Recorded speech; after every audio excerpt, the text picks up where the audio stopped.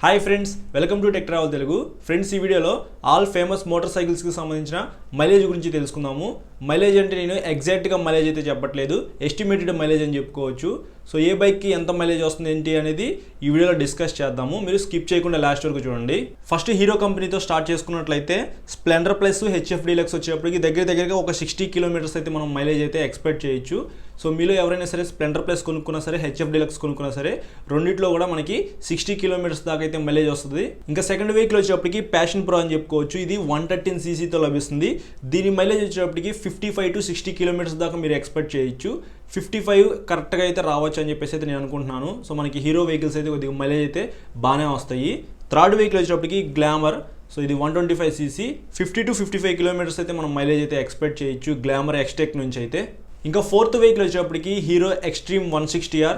దీని మైలేజ్ వచ్చేటప్పటికి 50 కిలోమీటర్స్ దాకా మనము ఎక్స్పెక్ట్ చేయొచ్చు. 50 కంటే ఎక్కువ అయితే రాదు, 50 లోపే మనకి మైలేజ్ అయితే వస్తుంది హీరో ఎక్స్ట్రీమ్ 160R. ఇంకా ఫిఫ్త్ వెహికల్ వచ్చేటప్పటికి హీరో ఎక్స్పల్స్ 200. దీని మైలేజ్ వచ్చేటప్పటికి 40 to 50 కిలోమీటర్స్ మధ్యలో అయితే ఉండిద్ది. ఇంకా సిక్స్త్ వెహికల్ వచ్చేటప్పటికి ఎక్స్ట్రీమ్ 200S 200T. సో దీని మైలేజ్ కూడా 45 to 50 కిలోమీటర్స్ దాకా మనం ఎక్స్పెక్ట్ చేయొచ్చు. ఇంకా సెకండ్ కంపెనీ వచ్చేటప్పటికి హోండా.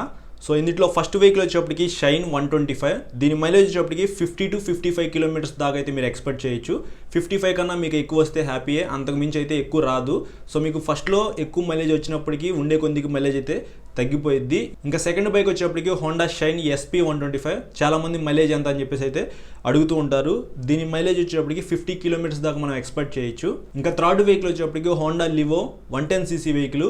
దీని మైలేజ్ వచ్చేటప్పటికి 60 కిలోమీటర్స్ దాకా మనం ఎక్స్పెక్ట్ చేయొచ్చు. ఫోర్త్ వెహికల్ వచ్చేటప్పటికి హోండా యూనికాన్ 50 కిలోమీటర్స్ దాకా మనకి మైలేజ్ అయితే ఇస్తుంది. ఫిఫ్త్ వెహికల్ వచ్చేటప్పటికి CD 110 డ్రీమ్. దీని మైలేజ్ వచ్చేటప్పటికి 60 కిలోమీటర్స్ దాకా మనకి ఇస్తుంది. హార్నాట్ 2.0 ఉంది కదా, దీని మైలేజ్ వచ్చేటప్పటికి 40 కిలోమీటర్స్ దాకా మనం ఎక్స్పెక్ట్ చేయొచ్చు. CB 350 RS వచ్చేటప్పటికి 35 to 40 కిలోమీటర్స్ మధ్యలో మనకి మైలేజ్ అయితే ఇస్తుంది. CB 200X అయితే ఉంది కదా, ఇది ఆఫ్ రోడ్ వెహికల్. దీని మైలేజ్ కూడా 40 కిలోమీటర్స్ దాకా మనం ఎక్స్పెక్ట్ చేయొచ్చు. ఇంకా నైన్త్ వెహికల్ వచ్చేటప్పటికి హోండా హైనెస్ 350 cc. దీని మైలేజ్ కూడా 30 to 35 కిలోమీటర్స్ మధ్యలో మనం ఎక్స్పెక్ట్ చేయొచ్చు.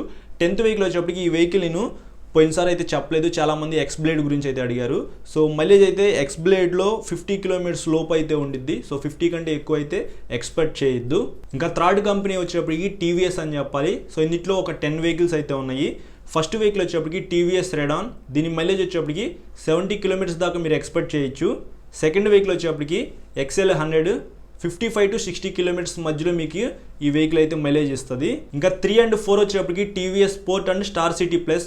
ఈ రెండు వెహికల్స్ కూడా మీకు 70 కిలోమీటర్స్ దాకా మైలేజ్ అయితే ఇస్తాయి. RTR 160 4V అయితే ఉంది కదా, సో దీని మైలేజ్ వచ్చేప్పటికి 40 కిలోమీటర్స్ దాకా మీరు ఎక్స్పెక్ట్ చేయొచ్చు. RTR 200 4V వచ్చేప్పటికి 35 to 40 కిలోమీటర్స్ దాకా మీరు మైలేజ్ అయితే ఎక్స్పెక్ట్ చేయొచ్చు. RTR 160 2Vలో మాత్రం మీకు 50 కిలోమీటర్స్ లోపు అయితే మైలేజ్ అయితే వస్తుంది. RTR 180 2V కూడా మీకు 40 కిలోమీటర్స్ దాకా మైలేజ్ అయితే ఇస్తుంది. TVS రైడర్ అయితే మనకి లాంచ్ అయింది, కాకపోతే ఇంకా షోరూమ్స్కి అయితే రాలేదు. నెక్స్ట్ మంత్ ఎండింగ్ దాకా అయితే పట్టిద్దంట షోరూమ్స్కి రావడానికి. సో దీని యొక్క మైలేజ్ వచ్చేప్పటికి 50 to 55 కిలోమీటర్స్ మధ్యలో అయితే ఉండిద్ది. 55 కంటే మీకు ఎక్కువ మైలేజ్ అయితే ఉండదు, కానీ 55 లోపు అయితే మీకు మైలేజ్ అయితే వస్తుంది TVS రైడర్ అయితే. ఇంకా ఫైనల్గా 10th వెహికల్ వచ్చేప్పటికి RR 310. దీని మైలేజ్ వచ్చేప్పటికి 30 కిలోమీటర్స్ దాకా మీరు ఎక్స్పెక్ట్ చేయొచ్చు. 30-35 లోపే అయితే ఉండిద్ది. 35 కంటే మీరు ఎక్కువ ఎక్స్పెక్ట్ చేయొద్దు TVS RR 310 నుంచి. ఇంకా ఫోర్త్ కంపెనీ వచ్చేప్పటికి బజాజ్ వెహికల్స్ కూడా మనకి మంచిగా మైలేజ్ అయితే ఇస్తాయి. First Pulsar 125. చాలామంది పల్సర్ 125కి మైలేజ్ ఎంత వస్తుంది అని చెప్పేసి కామెంట్ అయితే చేస్తుంటారు కదా.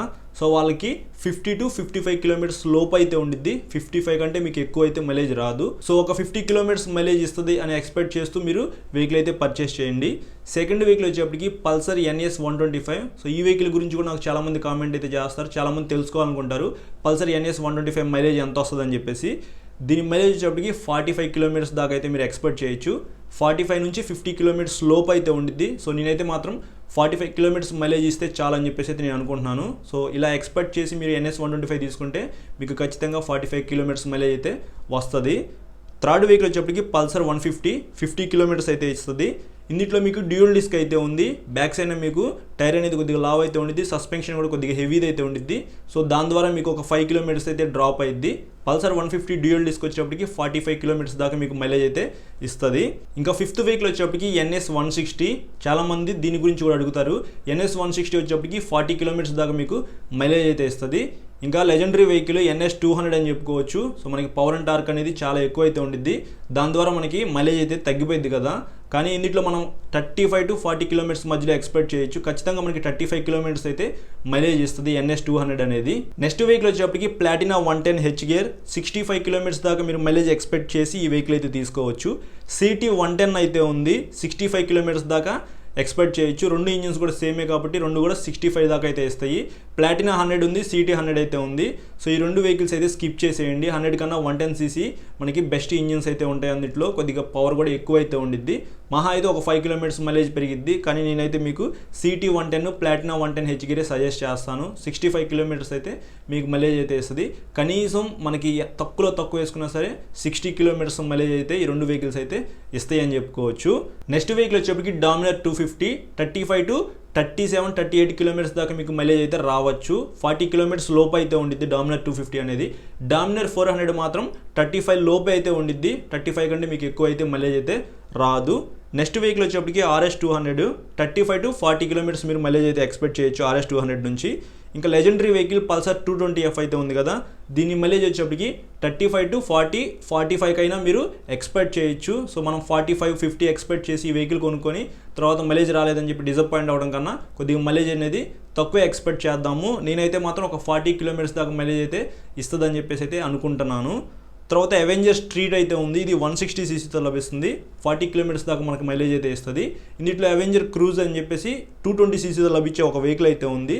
సో అది ఒక 35 కిలోమీటర్స్ దాకా మనకి మైలేజ్ అయితే ఇవ్వచ్చు. ఇంకా నెక్స్ట్ వెహికల్ వచ్చేప్పటికి యమహా. సో యమహాలో FZ అయితే ఉంది, MT ఉంది, R15 వర్షన్ 4 ఉంది, అలాగే FZ25 అయితే ఉంది కదా. సో వీటిల్లో మీరు ఏ వెహికల్ తీసుకున్నా సరే 40-45 కిలోమీటర్స్ మధ్యలో అయితే మైలేజ్ అయితే వస్తాయి. 50 కిలోమీటర్స్ మీకు ఏ వెహికల్ కూడా రాదు. సో క్లియర్గా చూద్దాము. యమహా FZ అయితే ఉంది కదా, 45 కిలోమీటర్స్ మీకు మైలేజ్ అయితే ఇస్తుంది. 45 లోపు అయితే ఉండేది కానీ 45 కంటే ఎక్కువ అయితే ఉండదు. MT15 వచ్చేప్పటికి 40 కంటే ఎక్కువ అయితే ఎక్స్పెక్ట్ చేయొద్దు. R15 వర్షన్ 4 ఉంది కదా, సో దాని మైలేజ్ వచ్చేప్పటికి 40. సో ఇది కూడా 40ఏ, ఎందుకంటే రెండు ఇంజిన్స్ సేమ్ అయితే ఉంటాయి కాబట్టి 40 కంటే ఎక్కువ ఎక్స్పెక్ట్ చేసి వెహికల్ అయితే తీసుకొని తర్వాత డిసప్పాయింట్ అయితే అవ్వద్దు. FZ25 ఉంది కదా, ఇది 250ccతో లభిస్తుంది. అంటే ఇది పవర్ అండ్ టార్క్ అనేది ఎక్కువైతే ఉండిద్ది MT15 R15 వర్షన్ 4తో పోలిస్తే. దీని మైలేజ్ వచ్చేప్పటికి 35 కిలోమీటర్స్ దాకా మీరు ఎక్స్పెక్ట్ చేయొచ్చు. అంటే ఒక 5 కిలోమీటర్స్ డ్రాప్ అయితే అవుతుంది. FZX వచ్చేప్పటికి 40 కిలోమీటర్స్ దాకా మీరు మైలేజ్ అయితే ఎక్స్పెక్ట్ చేయొచ్చు. 45 కంటే ఎక్కువ ఎక్స్పెక్ట్ చేయొద్దు యమహా నుంచి. 40-45 లోపు అయితే మనకి మైలేజ్ అయితే ఇస్తాయి యమహా వెహికల్స్. ఇంకా 6th కంపెనీ వచ్చేప్పటికి సుజుకి అని చెప్పాలి. ఇందులో మనకి 4 వెహికల్స్ అయితే ఉన్నాయి. రెండు 150cc వెహికల్స్, రెండు 250cc వెహికల్స్. జిక్సర్ 155cc వచ్చేప్పటికి 40 కిలోమీటర్స్ దాకా మీరు మైలేజ్ అయితే ఎక్స్పెక్ట్ చేయొచ్చు. SF కానీ నార్మల్ జిక్సర్ కానీ ఏదైనా సరే 40 కిలోమీటర్స్ అయితే ఇస్తాయి. 35 కిలోమీటర్స్ అయితే మనకి 250cc వెహికల్స్ అయితే ఇస్తాయి. సో ఇవి కూడా మనకి 40 కిలోమీటర్స్ లోపు అయితే మైలేజ్ ఇచ్చే వెహికల్స్ అని చెప్పాలి. 40 కంటే ఎక్కువ అయితే రాదు. ఇంకా 7th కంపెనీ వచ్చేప్పటికి జావా. ఇందులో మనకి 3 వెహికల్స్ అయితే ఉన్నాయి. జావా క్లాసిక్ వచ్చేప్పటికి 35 కిలోమీటర్స్ దాకా మీరు మైలేజ్ అయితే ఎక్స్పెక్ట్ చేయొచ్చు. జావా 42 కూడా మీకు 35 కిలోమీటర్స్ దాకా మైలేజ్ అయితే ఇస్తుంది. జావా పెరాక్ మాత్రం 30 కిలోమీటర్స్ దాకా మీరు మైలేజ్ అయితే ఎక్స్పెక్ట్ చేయొచ్చు. ఈ 3 వెహికల్స్ కూడా జావా నుంచి బెస్ట్ వెహికల్స్ అని చెప్పుకోవచ్చు. సో మీరు ఒక 35 కిలోమీటర్స్ మైలేజ్ ఇస్తుంది అని చెప్పేసి ఈ వెహికల్ ఎక్స్పెక్ట్ చేస్తూ కొనుక్కోండి. అంతకుమించి మీకు మైలేజ్ అయితే ఎక్కువ ఇవ్వదు.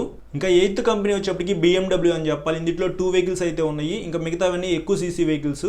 2 వెహికల్స్ మాత్రం చాలామంది ఎక్కువ అయితే కొంటూ ఉంటారు. సో వాటి గురించే మనం ఇప్పుడు డిస్కస్ చేద్దాము. సో ఇవి కూడా మనకి మైలేజ్ అయితే బాగానే ఇస్తాయి అని చెప్పుకోవచ్చు. ఫస్ట్ వెహికల్ వచ్చేప్పటికి BMW G310R.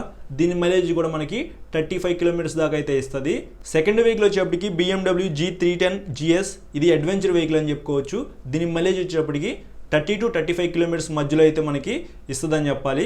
ఇంకా 9th కంపెనీ వచ్చేప్పటికి మీలో చాలామంది వెయిట్ చేస్తున్నారు, నాకు కూడా ఇష్టమైన కంపెనీ అని చెప్పుకోవచ్చు, KTM.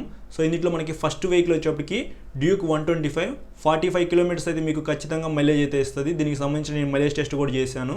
సో మా దగ్గర వెహికల్ ఉంది కాబట్టి ఇంతకుముందు అప్పుడైతే చేశాను. సో 45 46 అలా అయితే మీకు కన్ఫామ్గా మైలేజ్ అయితే ఇస్తుంది. సెకండ్ వెహికల్ వచ్చేప్పటికి RC 125. దీని మైలేజ్ కూడా మీకు 45 కిలోమీటర్స్ దాకా మీరు ఎక్స్పెక్ట్ చేయొచ్చు. సో థర్డ్ బైక్ వచ్చేప్పటికి డ్యూక్ 200 35 to 40 అంతే, అంతకుమించి ఎక్కువ ఎక్స్పెక్ట్ చేయొద్దు.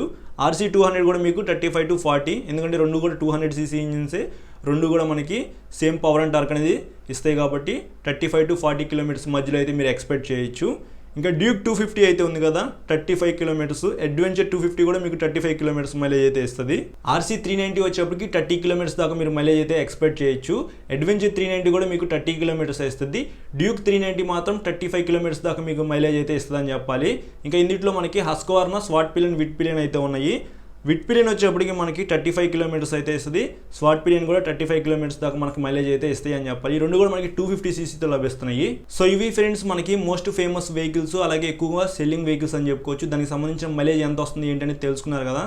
సో దీని కింద కామెంట్ ఏం చేస్తారంటే అలాగే స్కూటీస్ గురించి కూడా చేయమని చెప్పేసి అయితే చేస్తారు. సో మనకి స్కూటీస్లో నేను 3 టైప్స్గా డివైడ్ చేశాను. ఫస్ట్ ఏంటంటే 110cc స్కూటర్స్ అని చెప్పుకోవచ్చు. ఇవి మనకి 45 to 50 కిలోమీటర్స్ దాకా మైలేజ్ అయితే ఇస్తాయి. 50 అయితే ఎక్కువ ఎక్స్పెక్ట్ చేయొద్దు మీరు. ఏ స్కూటర్ కూడా మనకి 50 దాకా అయితే మైలేజ్ అయితే ఇవ్వదు. 50 లోపు అయితే ఉండిద్ది మీకు. 45, 46, 47. సో అలా మీకు 50 లోపు అయితే ఇస్తాయి 110cc స్కూటర్స్ అని చెప్పుకోవచ్చు. ఇంకా ఎక్కువగా స్కూటర్స్ అంటే 125cc మనకి ఎక్కువ ఉన్నాయి. సో ఈ 125cc స్కూటర్స్ వచ్చేటప్పటికి 40 to 45 లోపు అయితే ఇస్తాయి. 45 కంటే మీరు ఎక్కువ ఎక్స్పెక్ట్ చేయొద్దు. 45 ఇస్తే చాలా గ్రేట్ అని చెప్పుకోవచ్చు. ఇంకా థర్డ్ వచ్చేటప్పటికి 150 to 160cc సెగ్మెంట్లో ఉన్న స్కూటర్స్ అని చెప్పాలి. సో ఇవి మనకి 35 లోపు అయితే ఉంటాయి. 35 కంటే ఎక్కువ ఇస్తే హ్యాపీ, అంతకుమించి మీకు ఎక్కువ ఇవ్వవు. సో ఇది ఫ్రెండ్స్, ఇప్పుడు దాకా నేను చెప్పిన ప్రతి బైక్ కూడా మైలేజ్ అనేది ఎస్టిమేటెడ్ మైలేజ్ అనేది చెప్పుకోవచ్చు. ఎగ్జాక్ట్గా ఎంత వస్తుందని చెప్పేసి అయితే నేను చెప్పట్లేదు. ఎస్టిమేటెడ్గా 30 to 35 అయితే 45 to 50 లోపు అయితే మనకి మైలేజ్ అయితే వస్తుందని చెప్పేసి అయితే ఒక ఎస్టిమేట్ వేసుకొని అయితే నేను మీకు చెప్పాను. సో నాకున్న ఎక్స్పీరియన్స్ని బట్టి ఏ బైక్ ఎంత మైలేజ్ ఇస్తుందో నాకైతే ఒక ఐడియా ఉంది కాబట్టి సో దాన్ని బట్టి మీకు ఒక క్లారిటీ అయితే వస్తుంది. ఒకే వీడియోలో అన్నీ మీరు తెలుసుకోవచ్చు అని చెప్పేసి అయితే ఈ వీడియో చేశాను. సో మీకు ఇంకేమైనా డౌట్స్ ఉంటే మాత్రం ఇన్స్టాగ్రామ్లో మెసేజ్ చేయండి, నేను అక్కడ మీకు రిప్లై అయితే ఇస్తాను. అలాగే మన ఛానల్కి సబ్స్క్రైబ్ చేసుకుని పక్కన బెల్ ఐకాన్ అయితే వస్తుంది. సో అది ఒకసారి క్లిక్ చేయండి. నేను వీడియో పెట్టిన వెంటనే మీకు నోటిఫికేషన్ అయితే వస్తుంది. Thank you.